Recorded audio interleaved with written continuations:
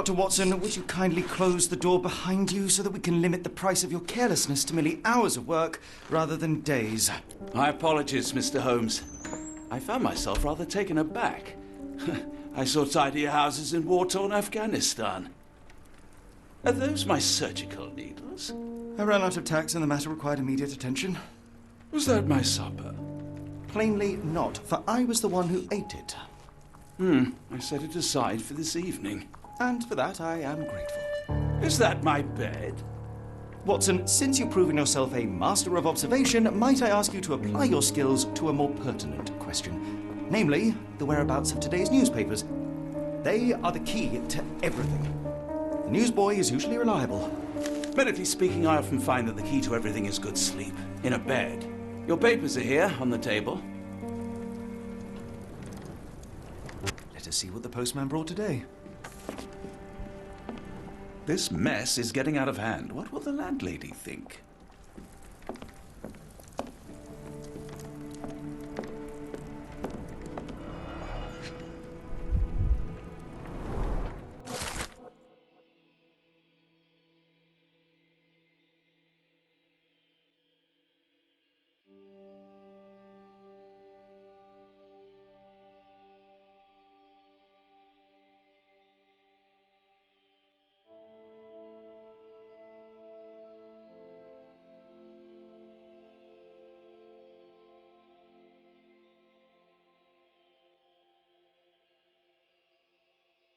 Local gossip, all of it uninteresting.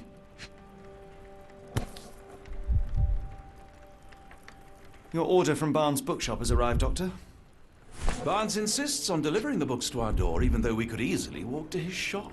That's good service. Another letter from Werner. I never reply, but they keep coming.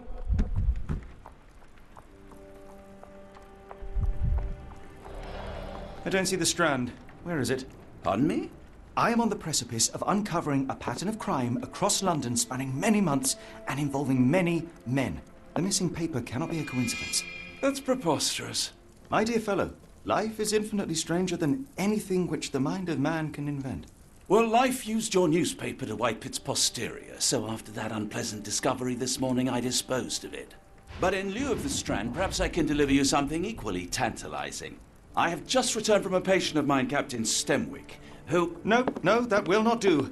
Grab your coat, Dr. Watson. Let us hope nobody has collected the dustbin.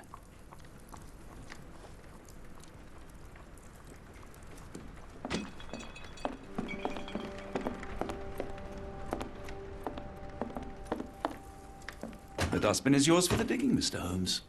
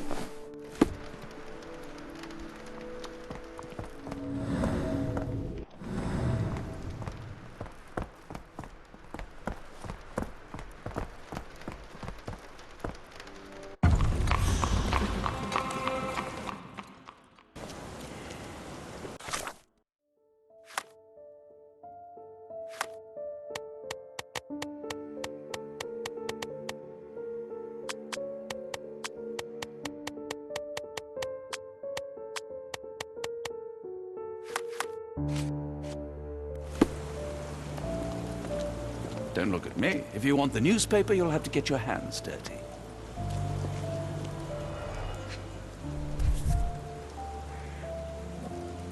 A cactus spine. If it gets in your skin, it's awfully tricky to remove, and when laced with poison, the perfect assassination tool.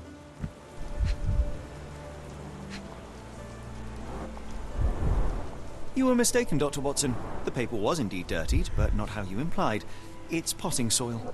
See, Watson? The conspiracy is real. Someone tried to poison me. Poison? You? That's madness.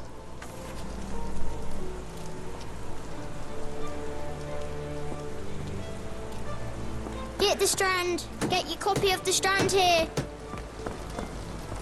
Sorry, Mr. Holmes. I just sold my last paper. Glassed.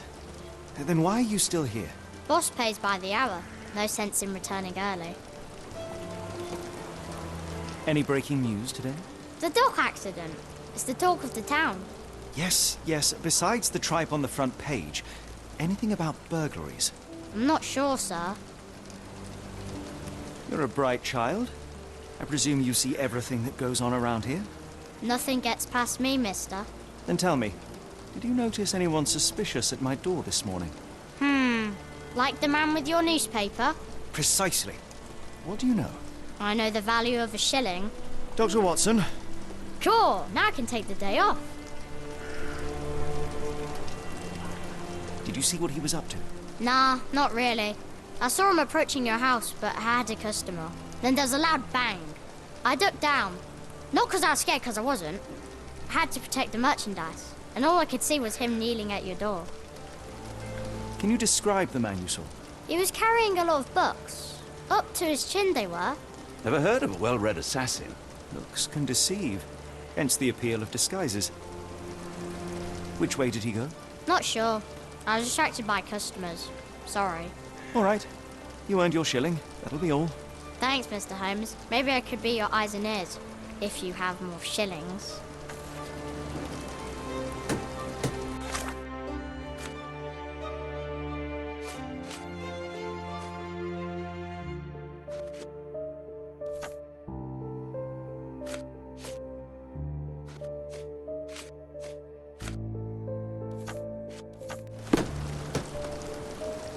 Get the Strand! Get your copy of the Strand here!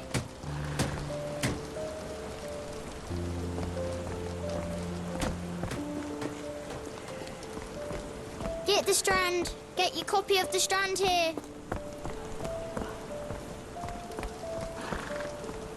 Help me, please. No, sir, I've never heard of it.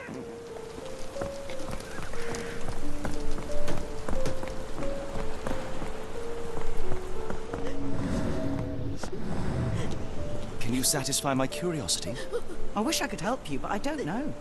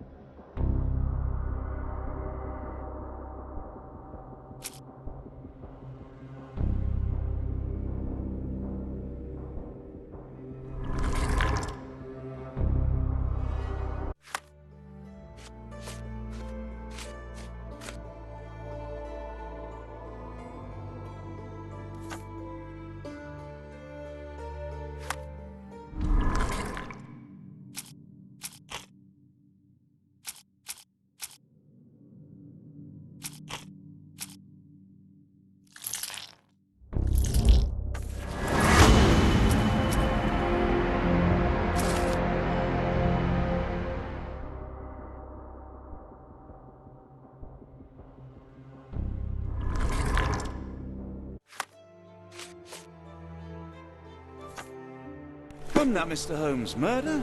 Yes, Barnes has his quirks, but he also has his scruples. Not every pawn knows it's part of a game.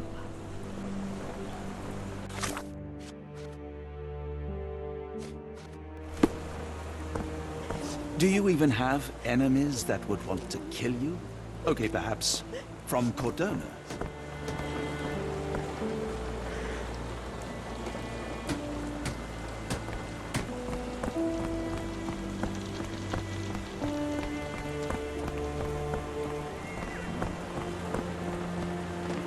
Do you know anything about this? As much as I'd like to help you, I know nothing about this. Are you able to help me? I wish I could be of help, but I can't. Sorry.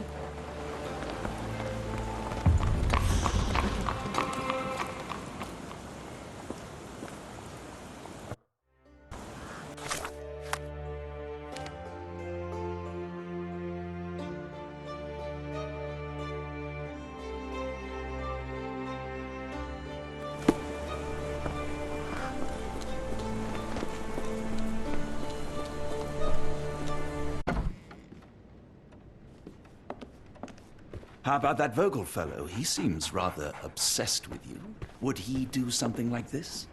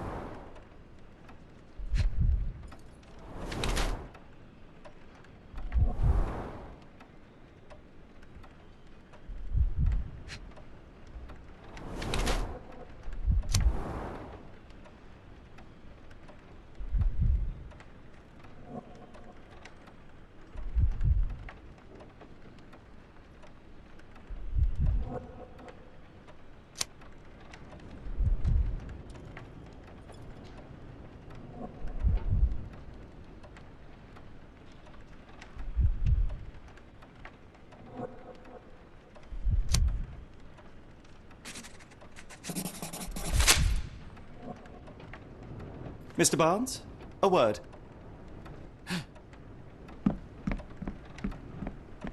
Ah, for goodness sake.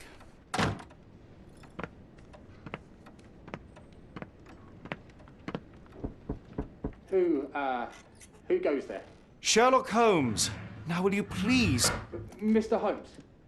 Golly, I did not see you come in. Would you care to answer some questions for me? Well, I wish I could, but I am deep in the weeds with work. How about we reschedule in a month or two? Come now, Mr. Barnes. It will only take a moment. No, really deep in the weeds with important things. Well, help yourself to any book. Just take it and pay later. I trust you, Mr. Holmes. Barnes doesn't seem like himself. Why is he acting this way? You're asking the right questions, Doctor. Let's find a way to coax him out.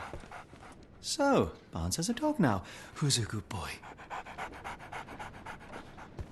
Barnes has always been a little odd, but this is uncharacteristic even for him.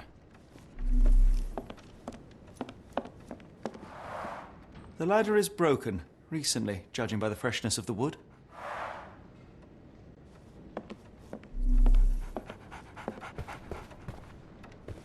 I could hardly imagine anything more macabre.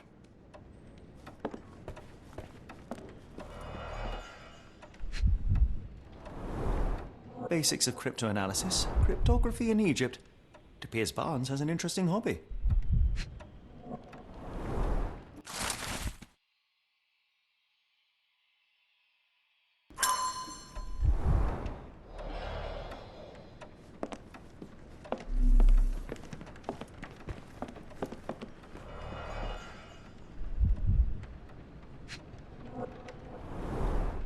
Language of Mycroft's secret agents, it's a sign. Dried flowers are replaced when the job is done. I wonder who the recipient is. An improvised stand, but it does make the flowers more visible.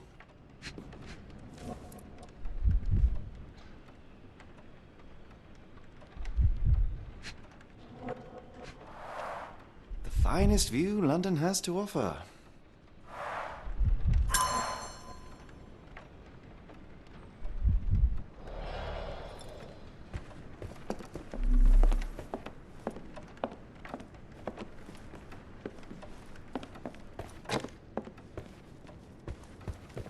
Apologies, but I can't hear you. Please come back later. The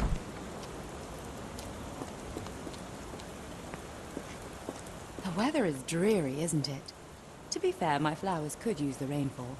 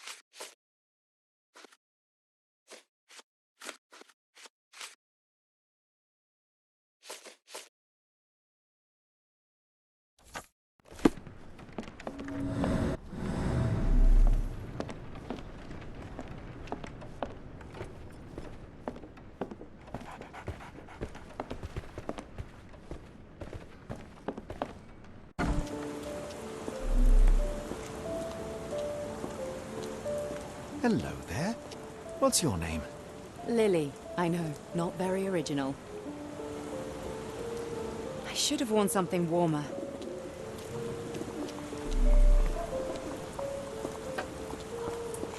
May I ask you something? Sorry, sir, I can't help you. Is this familiar to you? Excuse me, what? I'm not sure I know.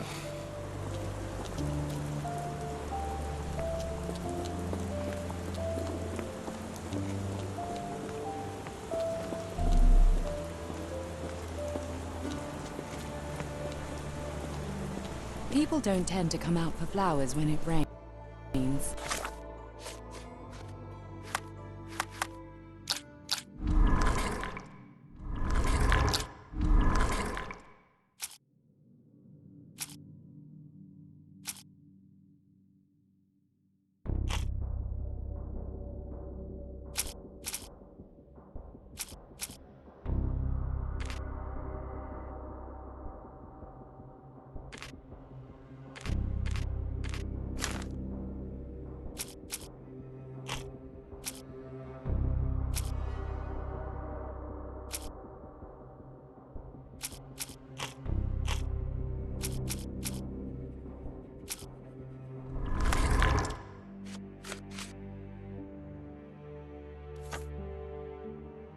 Perhaps I should try selling door to door.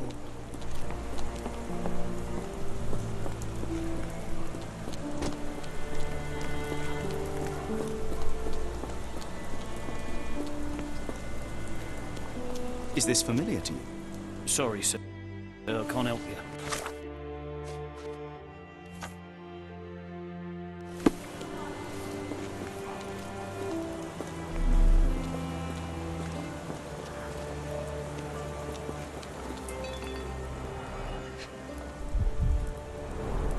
Encouraging people to stop and smell the roses? Our national emblem. God save the Queen. It must take patience and care to produce a bloom so beautiful. I imagine so. I merely sell them. Familiar spine? Is this what I found in my dustbin? The pot is damaged. The blow was severe, but softened by something.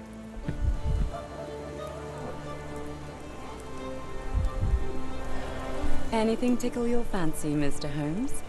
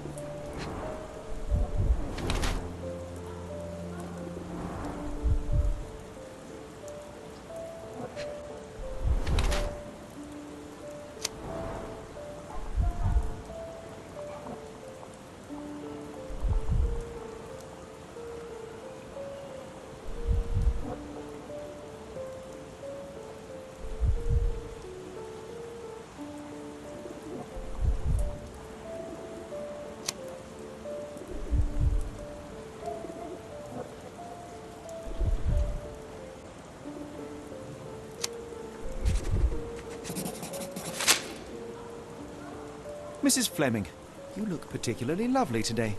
Is there a reason? Does a woman need a reason to look or feel beautiful? No, but your distant look suggests you seek one man's gaze in particular.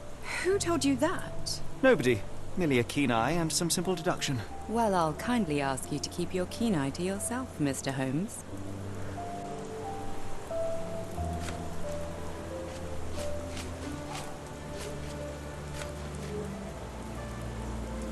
I'm afraid I can't help with that, Mr. Holmes. One of these things is not like the other. Come again? The cactus. Those fearsome spines can prove a devil to remove, and the sap is often toxic. And a rose thorn can give you tetanus, but we still grow them. The cactus seems comparatively harmless, though you have me thinking it must be valuable. I was under the impression that you knew its price already. Your guess is as good as mine. The first time I saw this cactus was when I came back from my break. I'm afraid I can't help with that, Mr. Holmes. Are you familiar with Mr. Barnes? Yes. No, not really. Well, in a way. What on earth does that mean? I know who he is, of course, but we haven't shared much more than a look. A look? Yes. Each morning I go for a walk in the park with my dog, and most days I spot Mr. Barnes there with his new puppy. So we see each other. Actually, we once met briefly while our dogs played. He was quiet and seemed unsteady as he approached. But since then, we've never spoken. I often see him staring through the shop window. Sometimes I wonder what he thinks about that would etch such longing onto his face. I'm afraid I can't help with that, Mr. Holmes. What do you make of the flowers in Barnes' shop window? Well, they could use a bit of water. Do they mean anything to you? Mean anything how? I'm not sure I follow, Mr. Holmes. Why do you think they're there? Are you suggesting the flowers are for me? It seems likely, does it not? Oh, I hope you're right.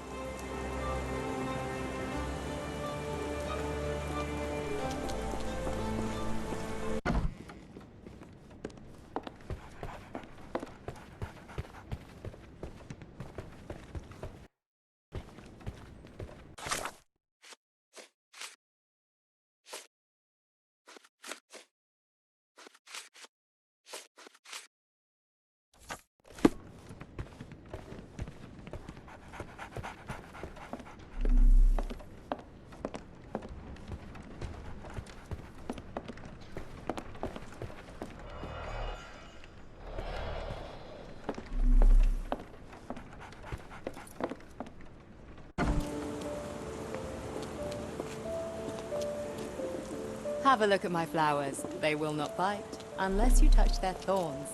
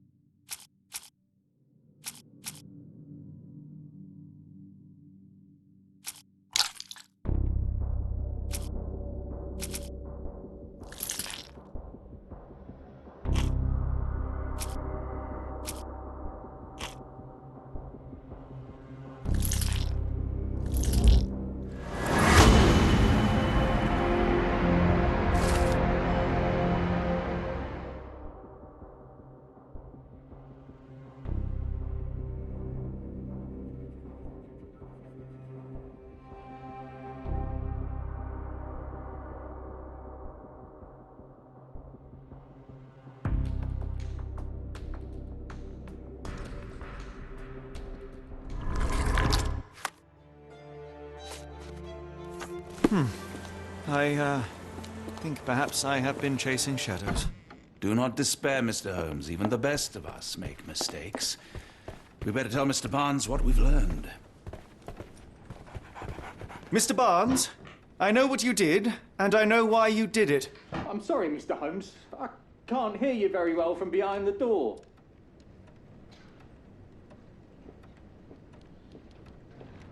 You ordered a cactus from the plant catalogue and then left it for Mrs. Fleming as a gift. You place flowers in the window to get her attention and wear high heels to appear taller and more desirable. You are her secret admirer. I couldn't read this morning's edition of The Strand because it was covered in soil and spines. I know you dropped a cactus on it and then fled. Barnes, it's Dr. Watson. Rest assured we are not interested in disclosing your personal affairs to anyone, including Mrs. Fleming. Please come out. All right, then.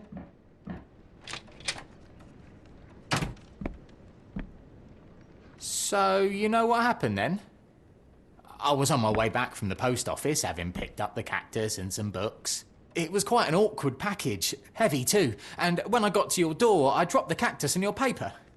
Forgive me. I needed that paper to prove a theory and prevent a crime.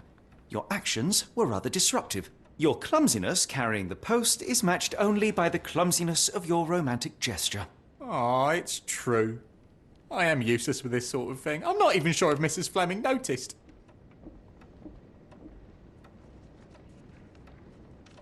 I have neither the experience nor the interest in navigating the finer sex and their peculiarities.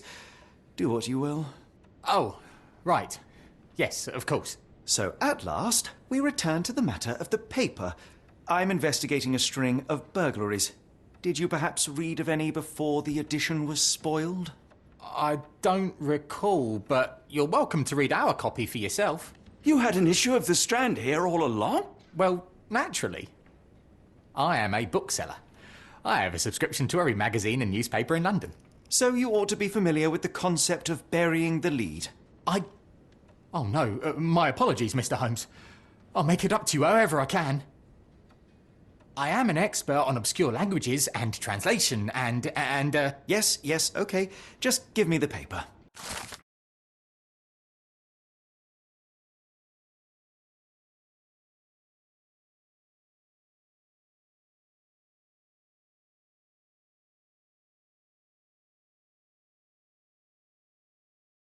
Come, Dr. Watson.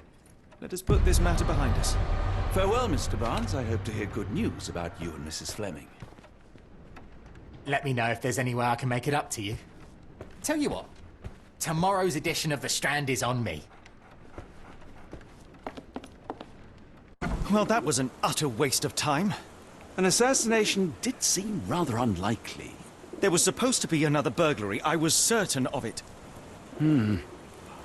Something you wish to say, Doctor? No. Well, only that you have a remarkable faculty for deduction and pattern recognition. And that perhaps, if ill-applied... I see things that are not there. Yes. It is London. There will always be burglaries. It doesn't have to mean anything. So it seems. Forgive me. Without something to occupy my mind, I turn into an entirely different animal. Which brings us back to my news from earlier. I think I have a case for you, a real one. Truly? Indeed. Though perhaps not as thrilling as your stories from Cordona. A patient of mine, Captain Stenwick, told me that his servant disappeared. I said I knew just the man to help. What do you say? Oh, Watson. Yes, I know it's not the most tantalizing mystery, nor the story to launch my writing career. But it's brilliant. Let's go. Oh, good. Well, his house is nearby. Come.